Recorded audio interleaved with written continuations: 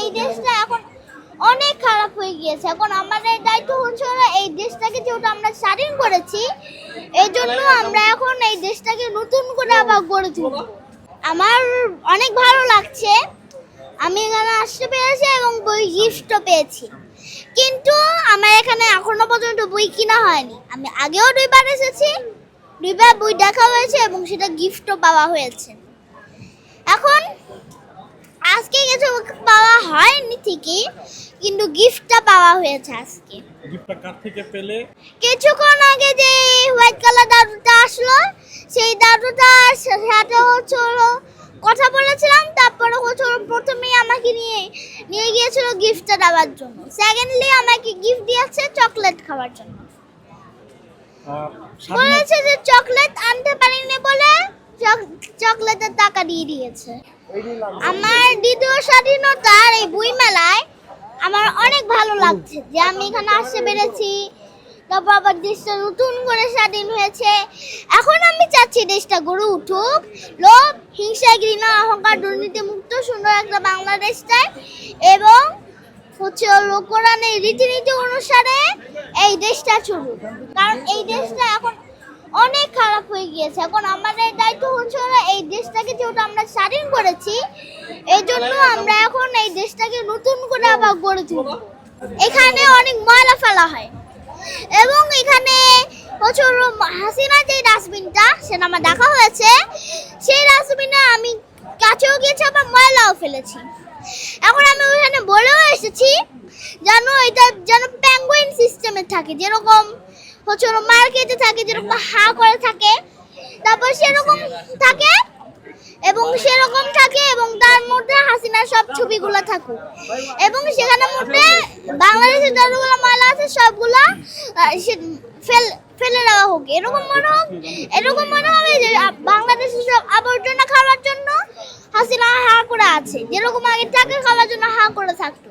এখন আমি অনুরোধ করছি, যেহেতু এখানে এখন আগে তো এত বেশি ছিল না, এখন বেশি বেড়েছে বলে আমি এখন সবার কাছে অনুরোধ করছি যেন হাসিনা ডাস্টবিনটা একটু পেঙ্গুইন করা হয়। এই কিছুক্ষণ আগে যে দাদুটা আসলো, তারপরে কত ভিড় হলো, সেই দাদুটা আমাদের কে বাঁচিনো ওইটা হচ্ছিল হোয়াইট কালার দাদু, কারণ আমি নামই জানি না, এই জন্য আমি তাকে বলি হোয়াইট কালার। কারণ ওরা আল্লাহর সবকিছু মেনে চলে, 5 ওয়াক্ত নামাজ পড়ে এবং তারপর হচ্ছে 5 ওয়াক্ত নামাজ পড়ে, তারপর আল্লাহর সব রীতিনীতি মেনে চলে, তারপর তাহাজ্জুদের নামাজ পড়ে।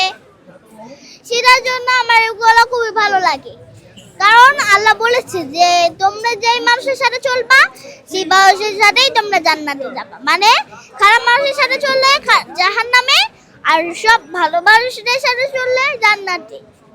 এই জন্য আমি চাই ওদের সাথে যোগ দিতে। ওই বইটা পুরা শেষ যেই দিন আমি বাসায় গিয়েছিলাম, যেই দিন ওই বইটা দেওয়া হয়েছিল, তারপরের দিন কয়েকটা পড়ে ফেলেছি আর সকালের দিকে শেষ। 32 ধানমন্ডির 32 শেখ মুজিবুর রহমান বাড়ি ভাঙা হয়েছে, দেখতে গিয়েছিলে কিনা? দেখতে গিয়েছিলাম, আবার ভেঙেওছি। কি ভেঙেছো, কেমন অনুভূতি? বাসায় এরকম ইট আছে না, বড় বড় থাকে, আরে রাত, তবে এরকম বড় বড় ইট থাকে, সেরকমের মধ্যে পরে হাতুড়ি দিয়ে ভেঙেছি। পরে সবাই আমাকে আবার বলেছে যে তোমরা এটা ভেঙে চলো। তারপর আরেকটা আঙ্কেল ভাঙছিল, আবার জোরে জোরে কথাও বলছিল। আমার মনে আমিও গিয়েছিলাম, প্রথমে দেখাও হয়েছিল, পরে ভাবলাম যে একটা জিনিস ওর বারবার বলা হচ্ছে, কারণ একটা জিনিস আমি সেম শুনছিলাম। পরে আমি বলতে গেলাম যে আঙ্কেল আমাকে একটু হাতুড়ি দাও, আমি একটু ভাঙবো। পরে আমাকে হাতুড়িটা দিল, পরে আমি একটা জায়গায় ভাঙলাম। পরে সে আঙ্কেলটা আমার অল্প একটু ভিডিও করেছে যে তুমি এটা চলো, যে শুনুন একটা বাচ্চাও কিন্তু বুঝেছে আগে সরকার ছিল, তারপর সে কি করেছিল এগুলো বলেনি, জাস্ট বলেছে এইটুকু আরো কিছু বলেছিল।